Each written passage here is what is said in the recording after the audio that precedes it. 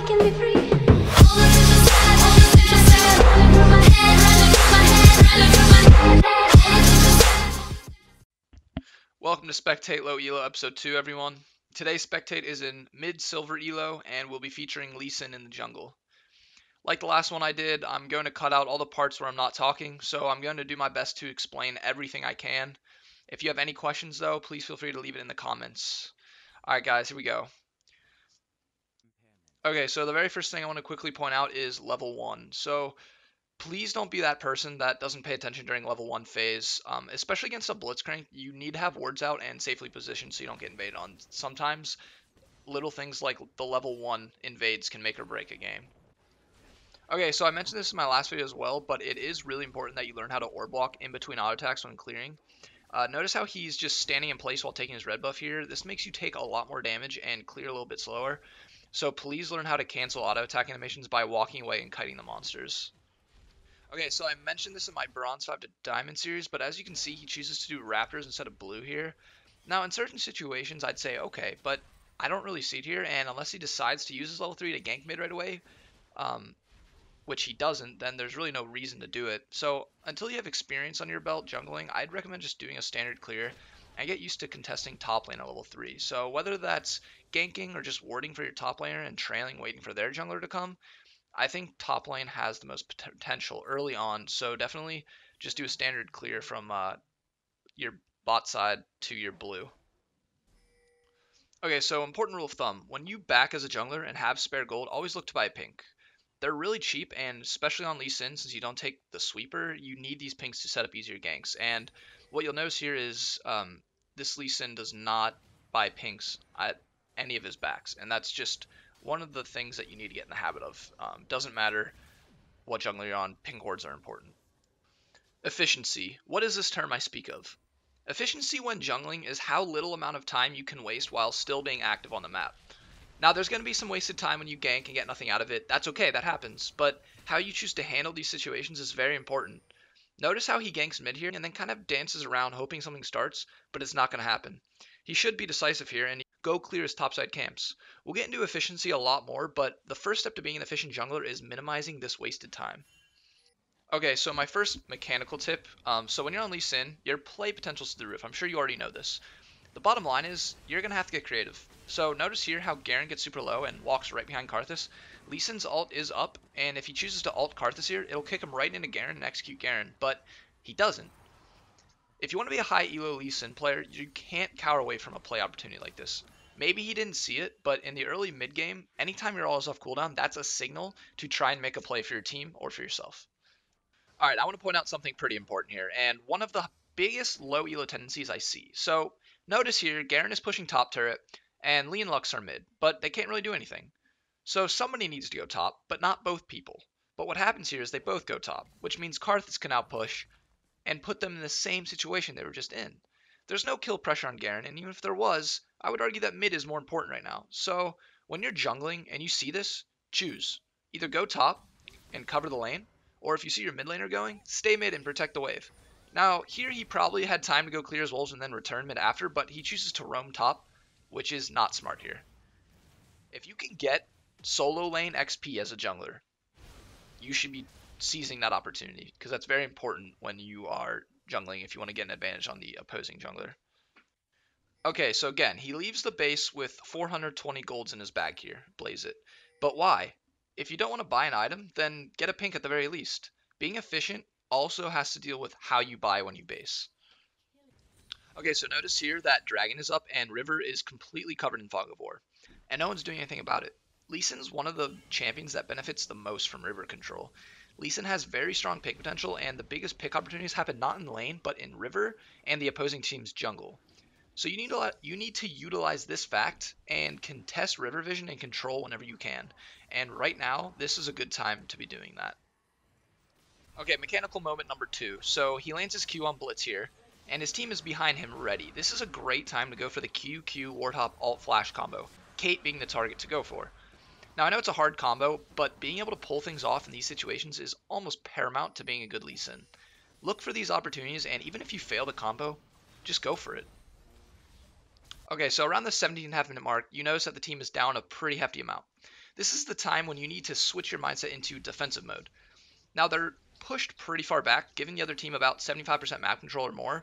This is when you need to nut up and play some defensive wards. Good defensive wards are wards that keep the entrances to your jungle and pick opportunities covered. Now I wouldn't face check to get these wards out, but grab this vision when you can. Defensive pinks in your jungle also can go a long way. Just make sure you're placing them in bushes. The bottom line here is you want to be able to safely clear your jungle without worrying about getting picked. Okay, so again, no river control right now. There's fog of war down the entire river. On Lee, you want to be looking to fight skirmishes, not team fights, whenever you can. Stalemating mid and giving the enemy Xin Zhao the opportunity to farm up and get a level advantage is definitely going to lose you the game. The stalemate mid is really accomplishing nothing, and I see this all the time in low elo, is these like stalemates that aren't actually getting anything. All you need right now is some wave clear and maybe your support mid lane right now, so Lux and Nautilus. And then someone needs to be paying attention to bot lane and clearing that wave because it's starting to push. And also, the whole river control issue is still a factor. So there's a lot of things that they could be doing right now instead of stalemating. And they really don't need to be mid right now. Like, there's not enough pressure that they're going to lose a turret. They just need some wave clear. So, yeah, if you can avoid a stalemate mid, definitely avoid it. So then what you see happen is Nautilus goes bot by himself because they left it unattended. And a level 9 Nautilus is not going to be able to defend a level 14 Garen pushing. So the first mistake was sending Nautilus by himself, but then Nautilus then furthers his mistake by trying to fight the Garen. So just send wave clear to these areas that need to defend a push, and that's it. Save the turret, that's it. Another thing I wanted to point out and mention is the amount of farm that you have at around 20 minutes as a jungler. You want to be able to sit around 60 to 80 farm at the 20-minute mark. And what you notice here is he's got about 40, 45. That shows right there that he's inefficiently clearing and wasting time. So if you're ever wondering, oh, I don't know if I'm being efficient, well, a good indicator is what's your farm at 20 minutes. If it's 60 to 80, then you're doing pretty good. But otherwise, you need to step it up a bit. Okay, so a big opportunity for their team right now to build somewhat of a comeback. So about 23.5 minutes in the game, they start to siege mid, which is good. They're getting a lot of pressure and they're forcing the other team to defend. And Dragon is up. So when you successfully siege mid like this, you need to take vision control of Drag while they clear the minions and defend. This gives you the opportunity to make a pick or sneak a dragon, depending on how the other team responds. But just staying mid and not using this siege is not how you build a comeback. So we're about 26, 27 minutes into the game now, and Shin is a level 15 because he wasn't wasting time in the stalemates the same way that the Lee Sin was this game. And that gave him a huge lead. It wasn't anything else. There was no other factor that led to Xin Zhao getting fed this game, except for he was getting that level advantage and that gold advantage by not partaking in this useless stalemate. Sometimes, yes, you need to be mid when there's a 5v5 happening, but this was not one of those times. So I know a lot of you are probably thinking, okay, so at this point in the game, what should I do? Because I'm in this situation a lot and I don't know what to do.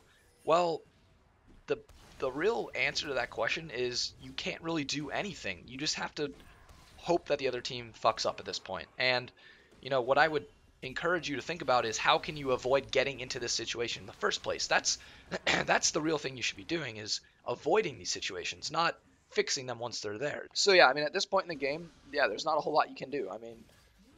Lee Sin isn't some super late game champ, and they don't really have the late game looking at the team comps. So, you need to focus on snowballing in the early mid game. So, sometimes when it gets to this point in the game, it is too far gone, and there's unfortunately nothing you can do but hope that the other team fucks up. So, yeah.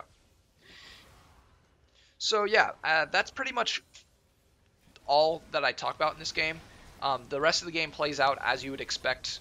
They aren't able to come back from the detriment they've built themselves, and the game just slowly ends. And that's what I assumed would happen, because your goal should not be to, come back. It should be to be ahead in the first place. So don't give up. The game's never over. So don't think like, oh well, we're losing. I fucked up, so let's just surrender. No, you don't have to surrender. It's low elo. People still throw. But my point being, you're not really going to be proactive at this point. You're going to be completely reactive. So, you're not going to be able to make any like real calls. You're just going to have to make calls based on what the other team's doing. So that's the end of the video, guys. Thank you so much for watching. I hope this was educational for you, and I hope you learned a lot. Like I said, leave comments below if you have any questions or if you need some, more information about something I talked about. I'll try and respond to everyone I can. But that's it, guys. Thanks. Closing time. You don't have to go home, but you can't stay.